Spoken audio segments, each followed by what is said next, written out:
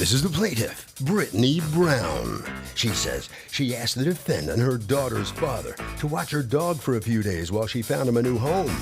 He turned around and sold the thing the very next day and broke their daughter's heart. Then he gives her some baloney excuse, cursed her out and called her every name in the book. And this whole thing's just crazy. She's suing for $1,000, the dog's value.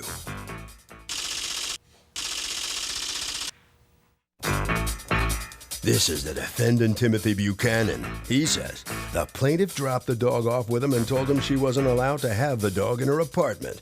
He was afraid she was going to be kicked out and his daughter left homeless, so he gave the thing away, trying to do a good deed. He says the plaintiff's just trying to scam him now and get money out of him because that's just the way she is. He's accused of being a dirty dog.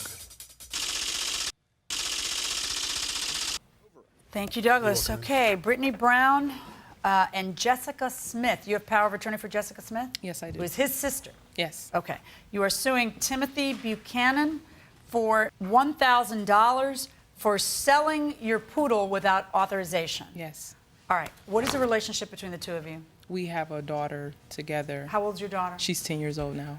Okay, what happened?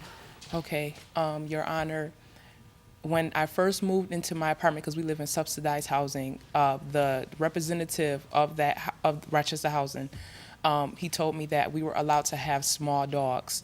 And I never had got one in the 3 years that we have been living there. But when Jessica asked me to take care of Joy, and she gave her to us. Because Joy used to belong to Jessica. Yes, and her name used to be Kelly, the toy poodle. The dog. Yes. Jessica's name was always Jessica. Yeah. Okay. And why was she giving away the dog? Because she was having a newborn and she was pregnant at the time, and she said she just couldn't handle it and she was not taking care of Joy the way that she was supposed to be taken care of. Okay. And she had had Joy. We'll call the dog Joy. She Yes. had had Joy for how long? 2 years. Okay.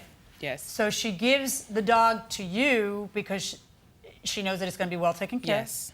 Yes. And she can visit. Yes. Because apparently you have a good relationship with his sister. Yes. Did you have a good relationship with him before this? We're off and on with, sometimes we get along, sometimes we don't, but it is what it is. We understand we have a child together and we do the best that we can by, as far as getting along for the sake of our daughter. All you can ask for. All right, so what happened?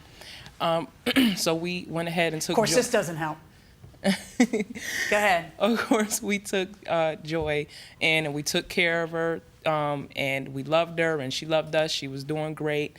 And then I had an inspection come, because we have annual inspections, and the new representative for Rochester Housing said that I could not have the dog and I must have the dog removed immediately. So I had to make immediate drastic decisions, and that's when I called the defendant, Timothy. I just was like, trying to make immediate decision for Joy. Immediate decision for what? Because the Rochester... No, I know, but what was the immediate decision? Where you would put the dog for the night? For the week? For the month? For what? Oh, for just a couple of days, because my mother... Okay, and Jessica couldn't take the dog for a couple of days? No. Really? Okay, No. So go ahead.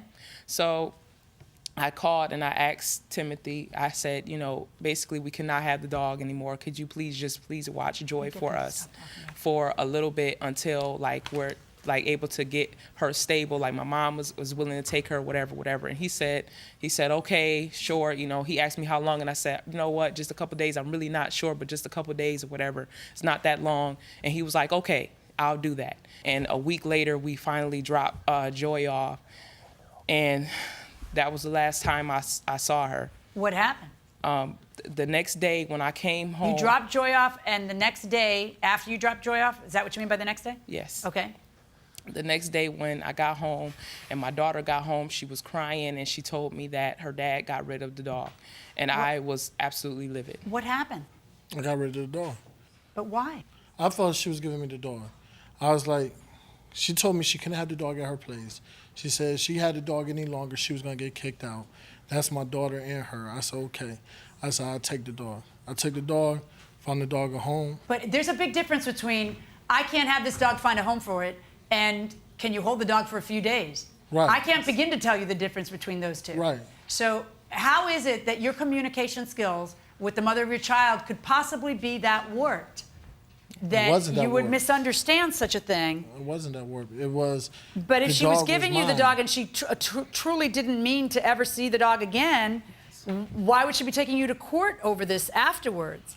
What was your daughter's reaction? Was your daughter with you? My daughter was devastated. My daughter was devastated. But the simple fact is, she couldn't have no dog. And I'd rather her be devastated than homeless. How come there's not an interim position, which is just hold on to the dog yourself for a couple of days? I'll try until that gets figured out. Why are you getting rid of the dog in a 24-hour period? I was going to keep the dog for myself. But when I had the dog, the day I had the dog, from the time I had took it, from the 3 hours later when I got rid of the dog, every time I'm sorry, I was giving you credit. I was thinking you gave it 24 hours. You gave it 3 hours. Immediately. Between the time I got rid of the dog ran out the door every time I opened the door, and it's flying down the street. This is like a dog no bigger than this. I'm 300 pounds. I'm chasing the dog down the street. It ain't working. I had got rid of the dog. Did you read the letter that your daughter sent to the court? No, my Would you like me to read it? If you like, but. But what? You don't care? It ain't the fact that I care. Do you want to hear it it then? was my dog. My dog. It's your dog? My decision. It's your dog, your decision. My dog, my decision. The dog. If I believe your facts. The other way is to believe her facts. True. And that you just decided that you're the macho who is in control and that you're going to do what you want to do when you want to do it. And you don't care if it hurts her or your daughter. That would be the other way to look at it. Because it's your house, like you just said. Yeah, and you had to run. You don't like when they make you run. This dog that my mom is fighting over is very special to me. Sometimes my mom let Joy sleep with me. She would wake up, and I'll wake up, and she will look at me with her eyes that almost made me cry. Mrs. Judge, I'm going to tell you this. I loved this dog more than I loved myself. When that lady took Joy out of my hands, I started to cry and stare at Joy. Joy looked shocked, like we didn't want her. But we did. Joy was like heaven and earth to me. I knew Joy since she was a pup. I went through by carrying a teddy bear dog from Build-A-Bear Workshop and calling it Joy and putting on that teddy bear dog. I put on Joy's clothes. Mrs. Judge, that's how much she means to me. Why don't you just call your sister and ask your sister to hold on to the dog for a few days?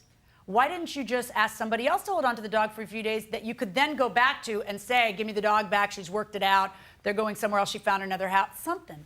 And when your daughter, when you found out from her, because it was within 3 hours, the dog was kept running out and I had to chase it. You know, within 3 hours, when she finds out and says, oh my God, let's get the dog back, why can't you get the dog back? I already gave the dog away. I ain't gonna go back Why and not? say. Why couldn't you just go back to that person and say, oh my gosh, you know, apparently I misunderstood. She's telling me I misunderstood. You've had the dog 24 hours. I'm so sorry. Here's some money for your trouble or something. That's a good parent if you really misunderstood. But I don't really think that you did this out of your good soul trying to be a good guy. I think you did this because you didn't feel like taking care of the dog.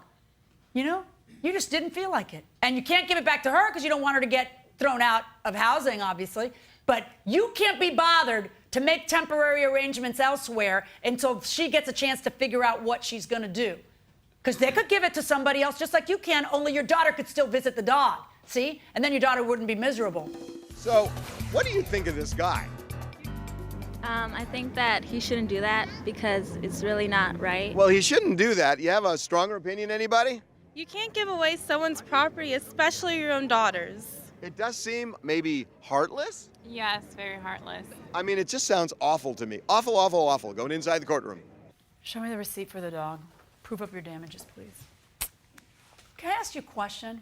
If you had to do over again, would you do it exactly the same way? Yeah, I would've.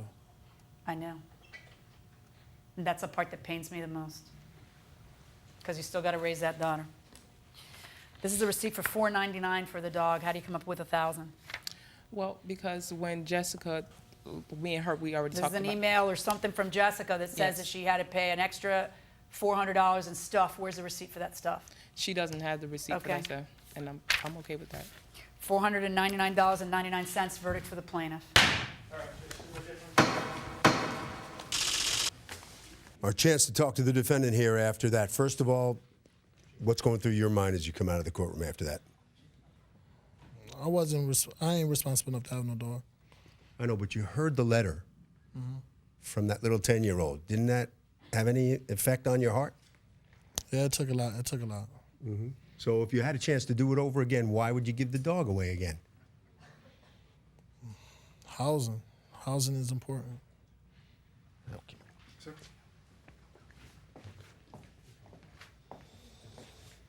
What are you thinking? I'm glad it's over with. It's sad that we had to go through all this, but it had to be done. When the judge asked him right in there if he had a chance to make that second decision over again, what did you expect him to say? I thought he was going to say no. I thought he was literally going to say no. I didn't know somebody could be that heartless. I mean, you thought he would change. You thought he would not give the dog away if he had another chance, right? Yes. Yeah. Harvey? You know, there's not much to say. It's so sad that even at the end of the case, he doesn't really seem to care about his daughter's feelings. And that will do it for this case. Litigants, for the next case on the way into the courtroom right now.